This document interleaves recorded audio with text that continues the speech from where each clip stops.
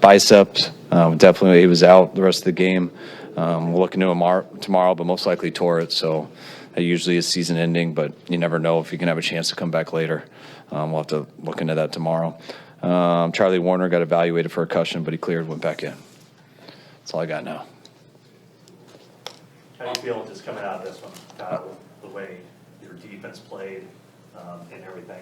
And just getting a win, I feel great, especially to have 3 days off after this. It's definitely a different 3 days when you don't get it with a win.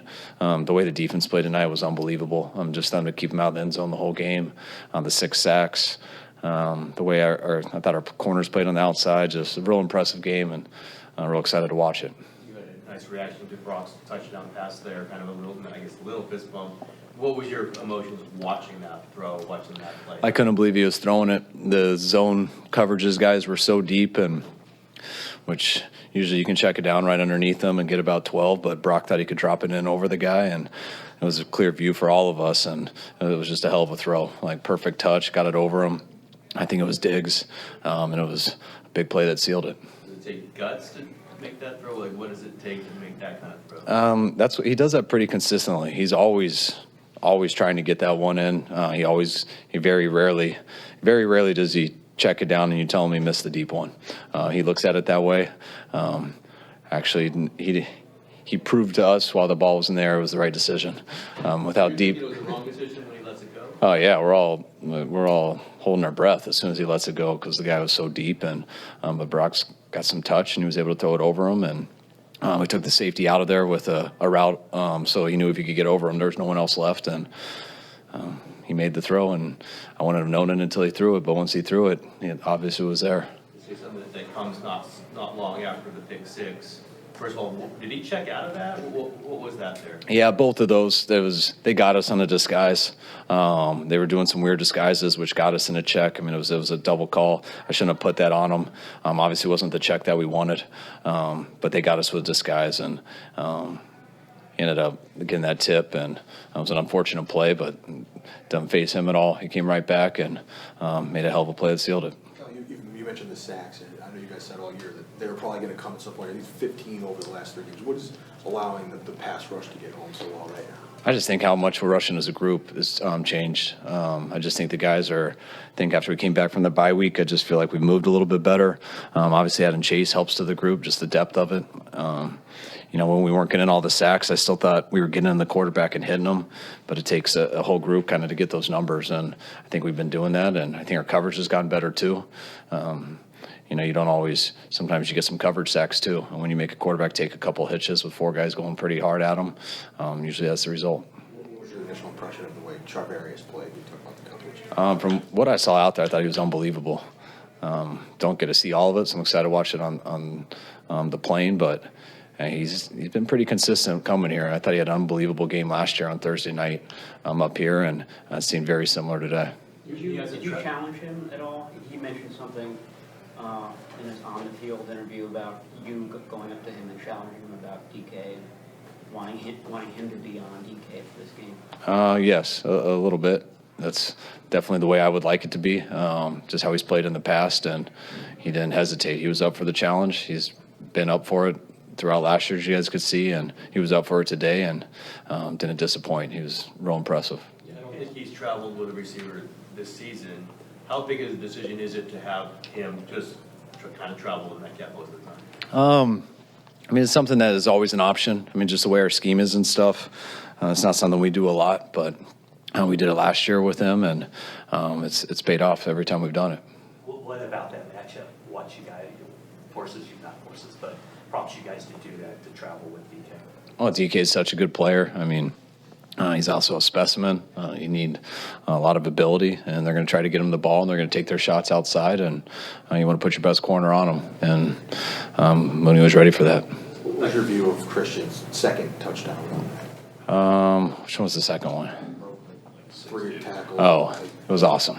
I didn't think it was going to be there. And then the way that he got in and finished it off, and it's always, once they get it close, then I'm always starting to look down because I'm starting to think of a first and goal call or inside the one and stuff like that. But Christian finished all of them there, and I didn't think they didn't look like calls that should have scored, but he made it come to life.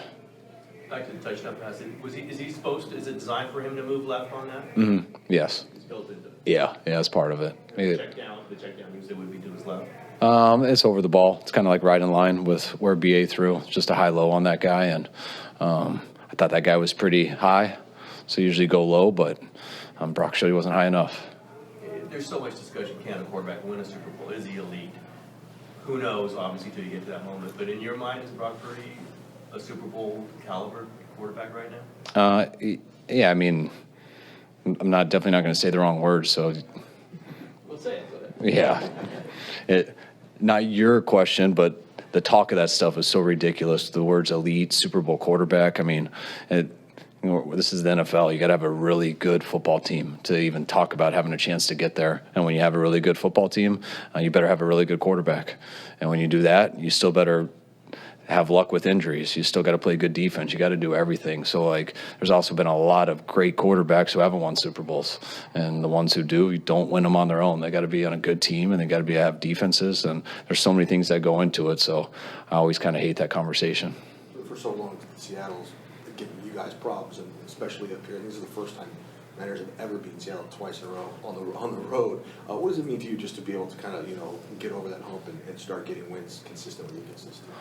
I mean, it's not something I think about a lot because you think of every game, every Sunday, how bad you want to win. But, I mean, I got a lot of respect for what they've done here. And Pete and John, and the tenure they've had here, they've been unbelievable. What they started out early on, and they've kept it going, and they've been able to regenerate it through a bunch of groups. And the home field advantage they have here is unbelievable, how loud that place is.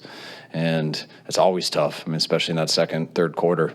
The game's didn't seem that close in the first half, but it seems to always happen here. We get a pick six, their special teams make some big plays, and it's right back there, and that's kind of how it always feels like when we're here. Just to nitpick a little bit, you guys did have a 21-point lead at halftime, but did it feel like you had the opportunity to really close the door and let it kind of get away and gave them some life?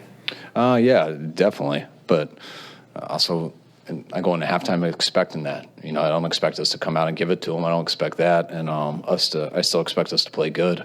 But you never go into halftime thinking, all right, we got a chance to go out there and blow them out. When you think that way, usually you get humbled extremely fast. And we didn't talk about that at all. We went out and treated it like it was 0-0, and they're a real good football team. We had the advantage in the first half, but that third quarter was tough, and we gave them some life there with that pick six, which they generated it by some of the plays that they made. But that's a real good football team, and always thought it was going to be close. Were there some hearing issues for the plays? Sometimes it seemed like they're coming out of the break, the huddle a little slow. Was it a little bit like trying to communicate a little tough there? You can ask Brock that when he comes in. I mean, it's always hard to communicate in that huddle. It's in all the substitutions and stuff, but that's one of the harder places to hear in the huddle. And it's something that we go over a lot throughout the week. The focus the guys need, how tight they have to be in the huddle, how no one can speak. Because once you have to say what did you say? That usually is a delay a game and a timeout. So, and it still does happen. That's why you got to be extremely efficient.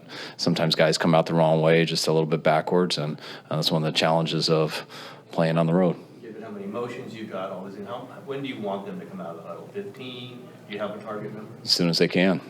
I mean, it's how quick I get it in, how quick we do the subs, how quickly they say it, how quick we come out. So we never really trying to do it late.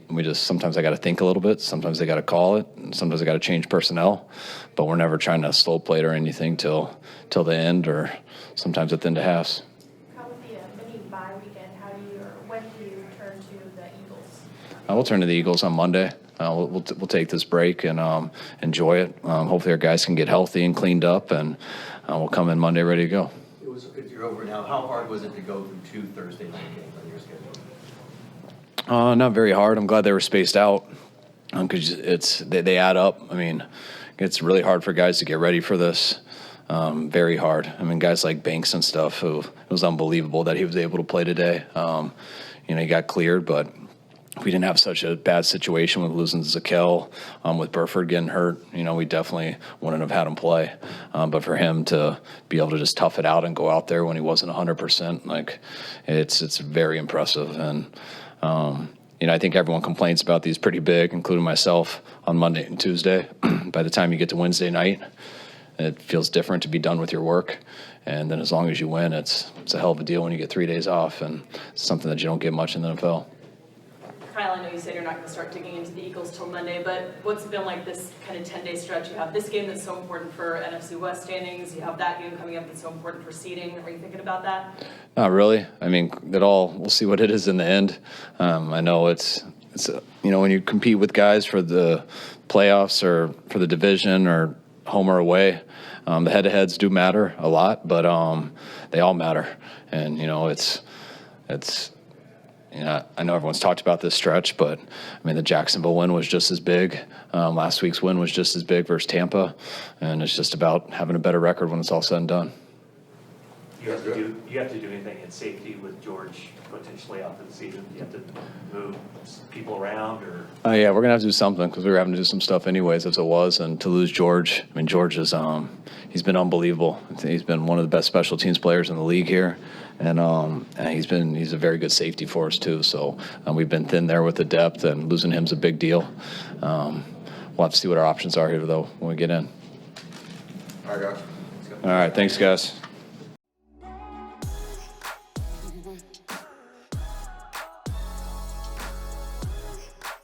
Mm-hmm.